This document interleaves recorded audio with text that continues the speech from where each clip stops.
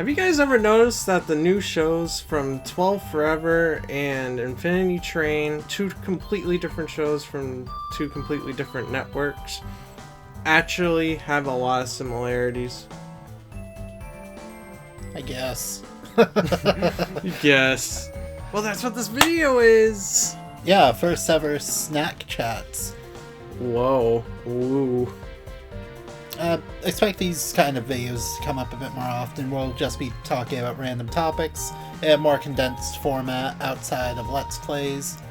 And we want to start off by talking about two shows that recently came out. 12 Forever and Infinity Train, which both wrapped up their first season. And, we know some similarities. We wanted to talk about each show individually and then, compare and contrast a bit. Exactly. So, 12 Forever. Should we go over 12 Forever first, or should we... Let's do the more popular one, Infinity Train. Well, let's start off with 12 Forever, since we started watching that one first. Okay. So... I guess for those who haven't watched it, 12 Forever is a new show on Netflix, new animated show. Although you might have heard about it before because it started out as a Cartoon Network pilot just a few years back. But Netflix made it better. Like, legit, I think the side male character is so much better in the actual show than the pilot. Yeah, I guess they're kind of the same character. It's just, I guess just design-wise they're a bit different. More chill and cool. He's like, what's that coffee-loving guy from 16? I don't remember any character's name from 16. Damn it. I should remember, especially since, I watched, some damn, retrospective. Anyways, it's that... He has the personality of that coffee lover from 16. Yeah, he's more chill, laid back. And they're joined by another character, Esther, who's sort of like the uptight bookworm of the group. Yeah, which I say... Chester, that was their name? Esther? Esther, oh my god. She's the whole reason that I felt like the art style felt off. She looks like she belongs in a PBS Cyber Chase. Yeah, her design is kind of weird.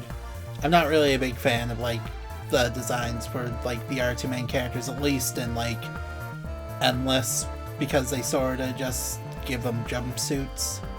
Yeah, it shows that they weren't, originally in the idea, and the character in the character design department. Words. So, have we seen this sort of show before where it's mundane life by day, going to otherworldly fantasy world by night or whatever? Chalk Zone? Yeah, that's what I thought too, Chalk Zone. We've probably had a few shows like this growing up, but they haven't been as prevalent as of late. And this show, 12 Forever, it's pretty vague on this, but it feels a lot more like a metaphor. Not like a metaphor, but it's sort of like their imagination. Yeah. Sort of, that correlates with the real world in a real way. And they do little tidbits where it's oh, it is all real because she actually got this scrape on her arm. I'll probably talk more about that itself when we do the comparison with Infinity Train. But so far, I guess, sort of overall thoughts of the show, it was pretty good so far. I feel like it was more entertaining than it was letting on. Yeah, and Netflix allowed a lot of stuff to, go past censors and shit. Like the two gay bears or type characters. They're not actual bears, just urban. Yeah. Where literally the first time you hear about a couple, it's with these two muscular buff dudes that were originally muscular buff action figures that were turned into actual living beings in Endless. Yeah. And they just love each other, and I think it's awesome. And they're not like the dumb stereotype either. Plus, I never expected a cartoon like this to use the term heteronormative. Yeah, like, coming from a kid, too. Soulmate fever. Why is she in bed? She's in bed because she's come down with soulmate fever. And the only cure is to pick a boyfriend. It's a little heteronormative, and it teaches girls to associate self-worth with finding a boyfriend. Like, they show that, like, if you watch PPG... No, not PBG, ABGN. If you watch, like, Board Game James, they play, like, that one cell phone dating game where you have to, like, listen to, like, the toy phone and try to guess which your date is. They have a whole parody of that. And the whole show kind of takes place in, like, the 90s because there's no smartphones or anything. Everything's rather simplistic for its time. By the way, the correlation was that, like, the reason why they say heteronormative is because of that game. Because you have to call up Esther's like, yeah, it's sort of... Her line was like, yeah, it's sort of, heteronormative... No, it sort of, brings girls' values to, who they can date, and it sort of pushes heteronormative ideals, but I still think it's super fun. I'm sort of butchering that statement. Well, we'll find the clip and do that, but yeah. But yeah, if you haven't seen it yet, go check it out. As for the other show that recently came out, it was Infinity Train. Yeah, Infinity Train, that infinite train that could have been a series about just going on this infinite train going to infinite worlds. That's what I thought it was going to be about. Then I find out it's a mini-series, like, Over the Garden Wall. Well, not exactly 100%, because now they're going to be getting a season 2. Woo! I mean, I think it'll just be, like, mini-series seasons type of a thing. I'm sort of curious if they're going to, like, change up the protagonist each time. I feel like that's what it's gonna be, like, or at least it'll be like a time skip. Yeah. Like, the main character goes through a new problem in life, and she can't deal with it. The name of the main character is slipping. What was it? Tulip. Yeah, Tulip. Sorry, I forgot the name for a sec. It's some type of flower. I thought Tulip was an interesting character. And, like, you know, just a lot of her issues was, like, really down to earth and, like, real. Yeah, it's going along with the whole, like, new thing about how a lot of kids' parents are divorced. Yeah. You know? And, like, a lot of the characters in the show were, like, really fun and interesting. Yeah, like, I feel like if you actually, like, are quick enough, you can get a lot of good laughs from one. Yeah. And then there's also Etiquette, who is really cute. Yeah. Have you ever watched the original pilot? Yeah, I have. It's basically episode 2, but when episode 2 came out, in actuality, it's sort of cut down. Yeah, a bit, because they need to make room for just, like, more of the issues around it. Right. Or just, you know, set up more plot. Mm-hmm. Either way... But I do think... I'm surprised that they are going to be coming back with it, because the whole story, like, fits perfectly. It's sort of self-contained. You didn't really need to go back, but they are. Which makes me really curious in how they're going to be handling it. Well, there could be so many... The main thing is that when you... It's sort of spoilery. Do you want to go over it?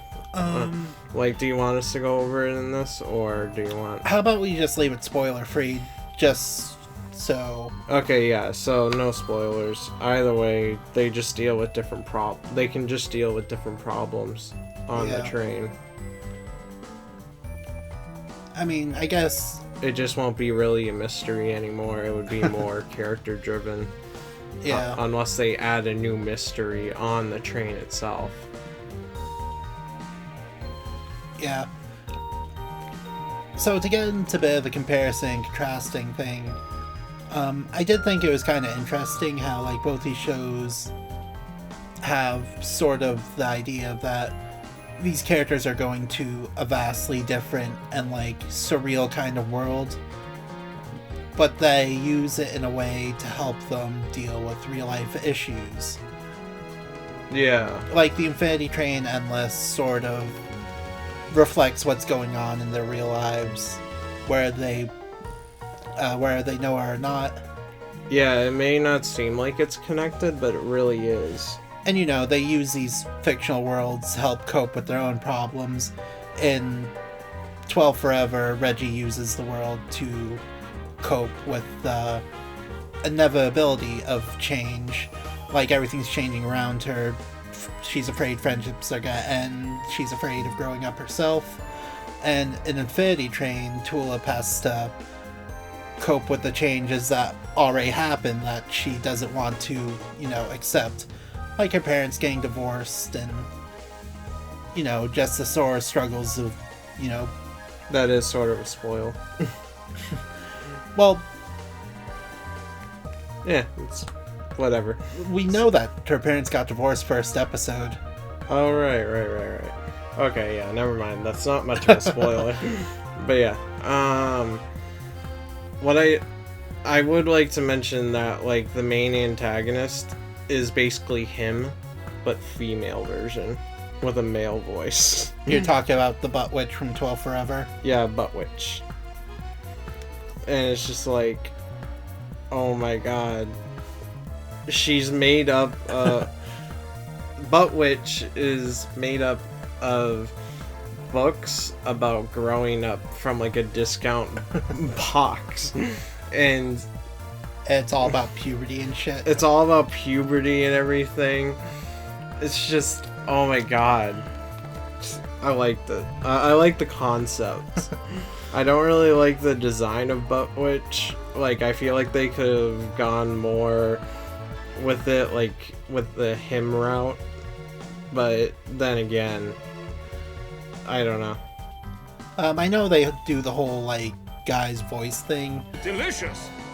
I feel euphoric. I felt like they could have added, like, a bit of a feminine, like, feminine twist to it, because, like, there's a character in, like, the Venture Brothers, I forget the name off the top of my head. Well, maybe the voice thing is more just because how your voice changes, that, like...